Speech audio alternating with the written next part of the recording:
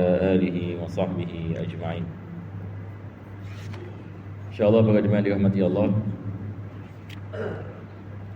kita akan menyambung daripada mana kita berhenti, daripada kitab Bidayatul Hidayah karangan Al-Imam Al-Ghazali rahimahullah ta'ala. Dan kita masih membicarakan daripada makna kandungan doa yang dibaca sebelum fajar. Dan doa ini seperti mana kita mengatakan, doa yang dibaca oleh Nabi SAW, dan doanya agak panjang. Dan hari ini masuk kepada pengajian yang ketiga, kita membicarakan tentang makna doa ini. Jadi kita berdoa kepada Allah Subhanahu Wa Taala, mudah-mudahan kita diberikan taufik dapat kita mengamalkannya pada tiap-tiap hari.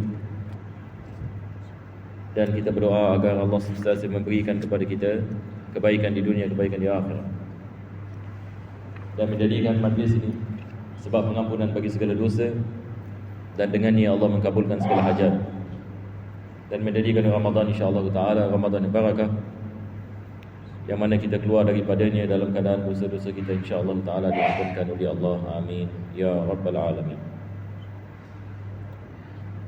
Kita telah sampai kepada bahagian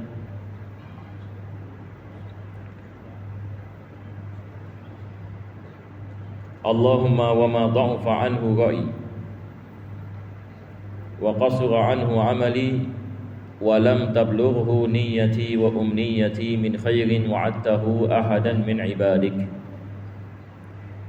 aw khairin anta mu'tihi ahadan min khalqik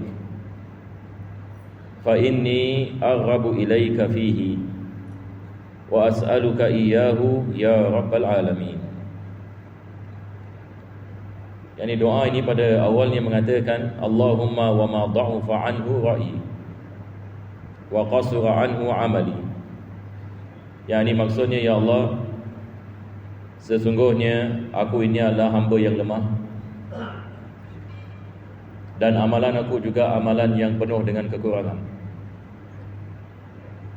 dan aku ini adalah manusia yang tidak sempurna. Jadi ini seperti mana kita mengatakan dia adalah apa dalam ilmu tasawuf dikenali sebagai izharul ubudiyah, menzahirkan ubudiyah kepada Allah Subhanahu Wa Taala.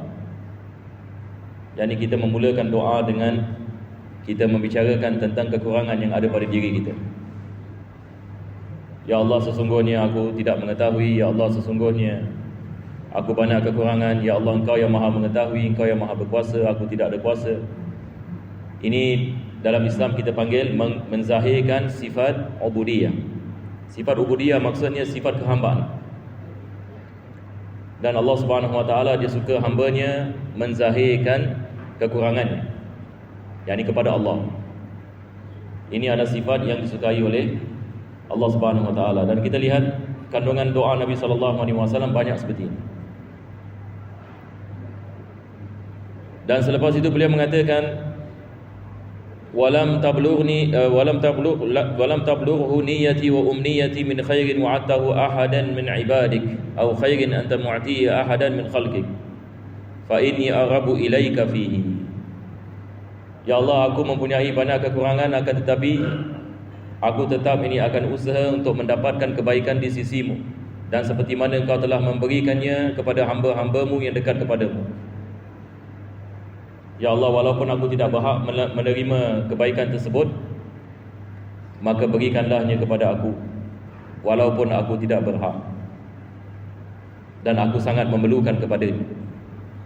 Ini adalah daripada kandungan dari doa. Kita minta kebaikan walaupun kita mengatakan kita tidak berhak untuk kebaikan, untuk mendapatkan kebaikan tadi. Allahumma ja'alna hadina muhtadin ghayra dhalin wala mudillin. Seterusnya doa ini mengatakan, ya Allah, jadikanlah kami hadina muhtadin. Hadin yang maksudnya yang menunjuk orang lain akan hidayah.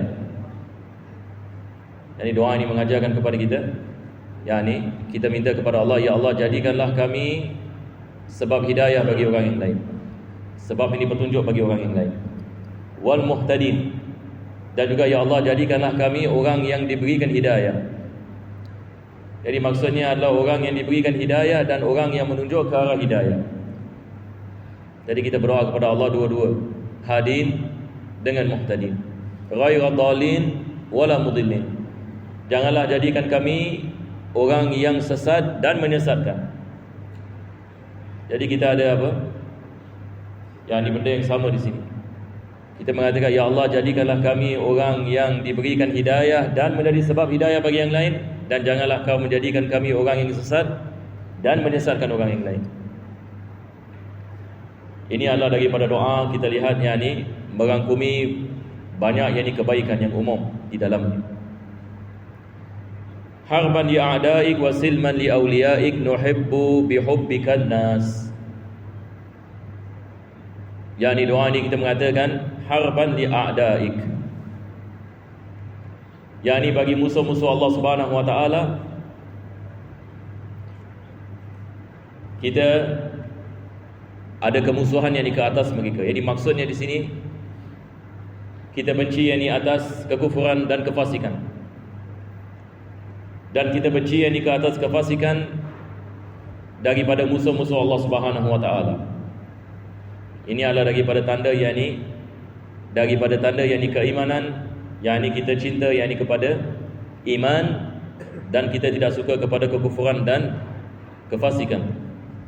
Itu sebab doa Nabi sallallahu alaihi wasallam, Allahumma habbib ilaina al-iman wa zayyinhu fi qulubina. Ya Allah, jadikanlah kami cinta kepada iman, dan jadikanlah iman di atas hati kami sebagai perhiasan. Wa karih ilaina al-kufra wal fusuqa wal isyan. Dan jadikanlah kami benci kepada kekufuran, kefasikan, dan juga kemaksiatan. Jadi ini adalah daripada tanda keimanan kepada Allah. Mudah-mudahan Allah menghidupkan hati-hati kita dengan iman. Harban ya'daika silman li awliyaika. Tetapi dengan aulia Allah, yakni aulia ini di sini boleh juga membawa maksud mereka-mereka yang melaksanakan perintah-perintah Allah Subhanahu wa taala. Jadi doa ini mengatakan yakni peperangan yakni kepada kekufuran dan kecintaan yakni kepada kesalehan dan ketaatan. Yani Islam mengajarkan kepada kita yakni sayang ini kepada manusia-manusia yang dekat kepada Allah Subhanahu wa taala, yang melaksanakan perintah Allah dan meninggalkan larangannya. Wa nu'adi bi'adawatika man khalafaka min khalqik. Dan kami juga bermusuh seperti mana engkau ini bermusuh terhadap musuh-musuhmu di kalangan ciptaanmu. Yani Allah Subhanahu wa taala sebagai misal mengatakan dalam Al-Quranul Karim ini dalam surah Al-Fatihah, ghairil maghdubi alaihim waladdallin. Yani Allah mengatakan janganlah kamu yani ikut yani kepada jalan mereka-mereka ini yang sesat dan mereka-mereka yang dimurkai oleh Allah Subhanahu wa taala. Manusia apabila melakukan maksiat dimurkai oleh Allah. Jadi kita berdoa ini kepada Allah supaya kita tidak termasuk di dalam golongan yang dimurkai oleh Allah Subhanahu wa taala. Dan kita benci apa yang Allah benci, dan kita suka apa yang Allah suka. Maka ini semua balik yani kepada keimanan yang tulen kepada Allah Subhanahu wa taala. Jadi seorang mukmin adalah orang yang beriman kepada Allah dan beriman kepada semua ketaatan, dan beriman yang kepada semua larangan, dan suka kepada ketaatan dan benci kepada maksiat.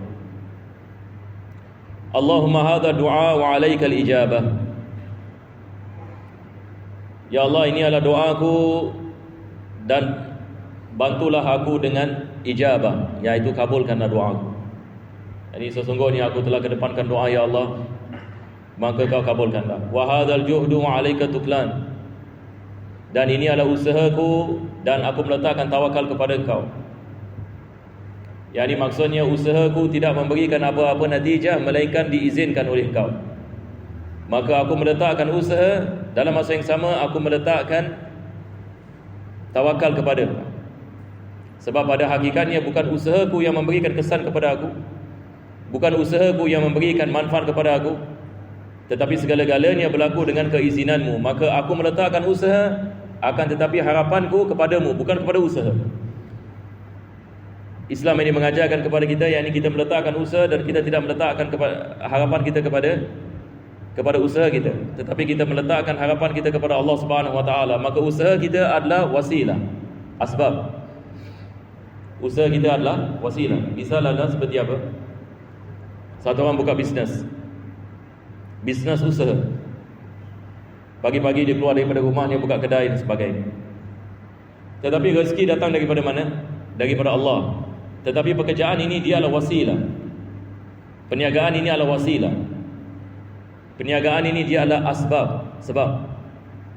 Pekerjaan ini dia adalah sebab.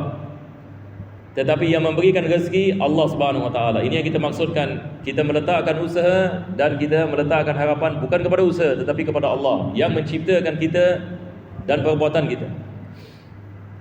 Itu sebab Nabi SAW mengajarkan kepada seorang sahabat.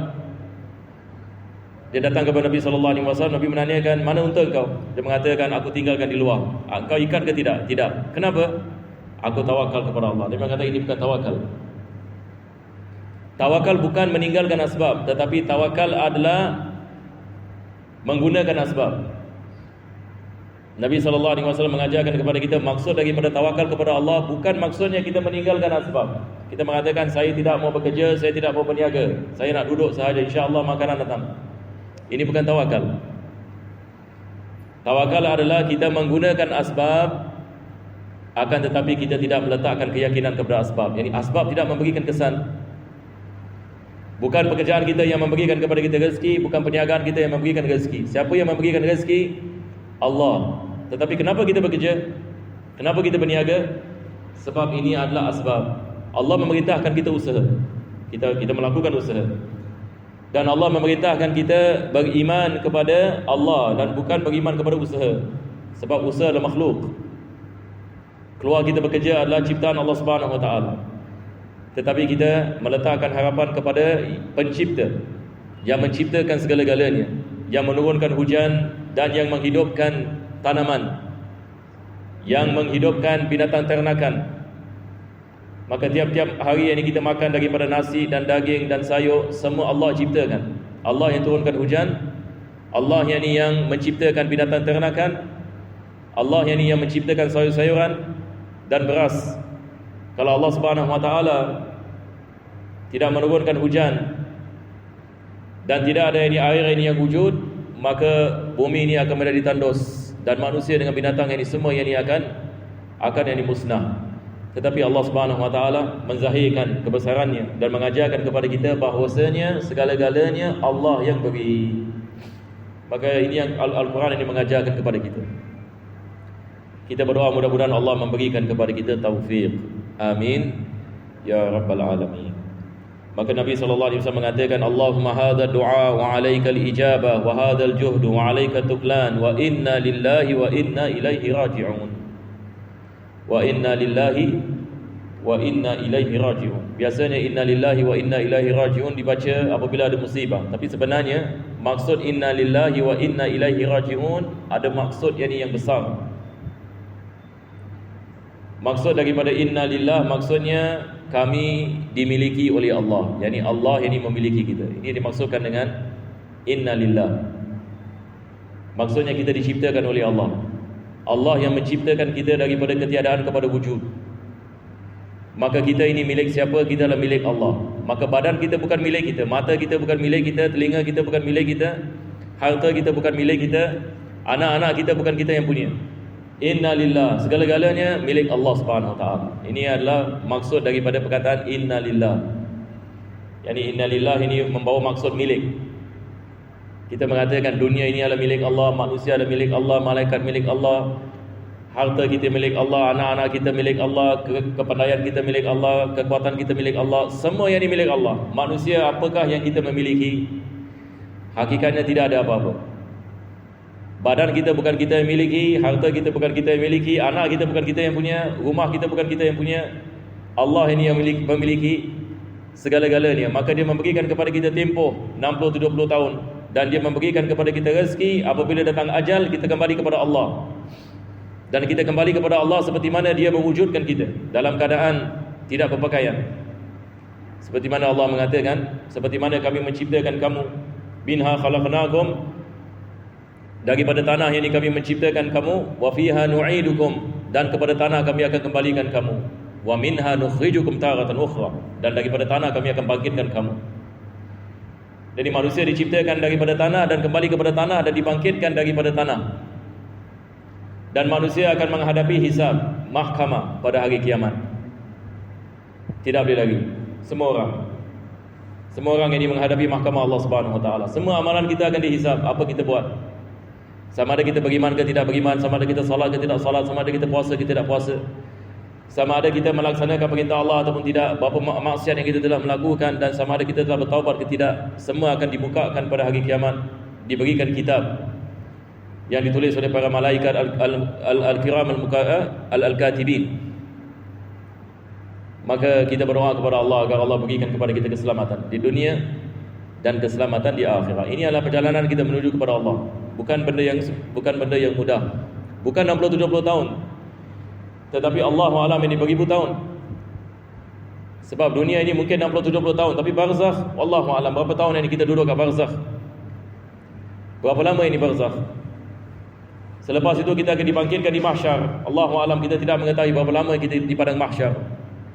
Selepas itu kita ada mizan dan sirat. Ini adalah perjalanan kita. Mudah-mudahan Allah memberikan kepada kita keselamatan. Dan Nabi SAW risau atas umatnya atas perkara ini. Nabi tidak risau atas keduniaan dari umatnya. Kita lihat umat Islam, umat yang paling kaya sekali. Hari ini kalau kita lihat, orang Islam yang paling kaya sekali. Minyak 80% di tanah Islam. 80%. Masya Allah. Kalau sekiranya ini umat Islam mengamalkan Islam dan bersatu, kita mengatakan umat Islam ini umat yang paling kaya sekali. Tidak ada orang yang lebih kaya daripada orang Islam. 80% daripada minyak di tangan orang Islam. Bukan saja oil and gas, begitu juga dengan gas. Dan kita lihat ramai yang ini umat Islam, doktor dan lawyer, dan bekerja yang ini di dalam yang ini tempat-tempat ini yang kita mengatakan pekerjaan-pekerjaan ini yang tinggi dan sebagainya. Tetapi yang ini oleh sebab ini kita umat Islam ini kita kebelakangkan Islam, maka kita dihina oleh Allah Subhanahu Wa Taala. Allah memberikan yang ini kemuliaan kepada umat Islam apabila kita menegakkan agama. Dan Allah menghina kita kalau sekiranya kita kebelakangkan agamanya. Inna lillahi wa inna ilaihi raji'un. Jadi inna lillah maksudnya kita dimiliki oleh Allah. Wa inna ilaihi raji'un ini adalah makna yang kedua, ya, bahagian yang kedua. Maksudnya kita akan kembali kepada Allah. Ilaihi raji'un, kepada Allah kita akan kembali. Jadi daripada Allah yang kita diciptakan, dan kepada Allah kita akan kembali. Jadi manusia tidak boleh lagi daripada Allah Subhanahu Wa Taala. Wala haula wala quwwata illa billahil aliyyil azim. Dan tidak ada kekuatan dan daya melainkan ia datang daripada Allah Subhanahu Wa Taala. Mudah-mudahan Allah menghidupkan hati-hati kita dengan iman dan taqwa, dan mengampunkan segala dosa kita zahir dan batin, dan memberikan kepada kita husnul khatimah. Amin ya rabbal alamin. Rabbana taqabbal ma'ana innaka antas samiul alim, tub 'alaina innaka antat tawwabur rahim. واختم بالصالحات أعمالنا وأجرنا الله يا كريم بفضل سبحان ربك بالعزة عما يصفون وسلام على المرسلين الحمد لله رب العالمين تقبل الله منكم. السلام عليكم ورحمة الله وبركاته.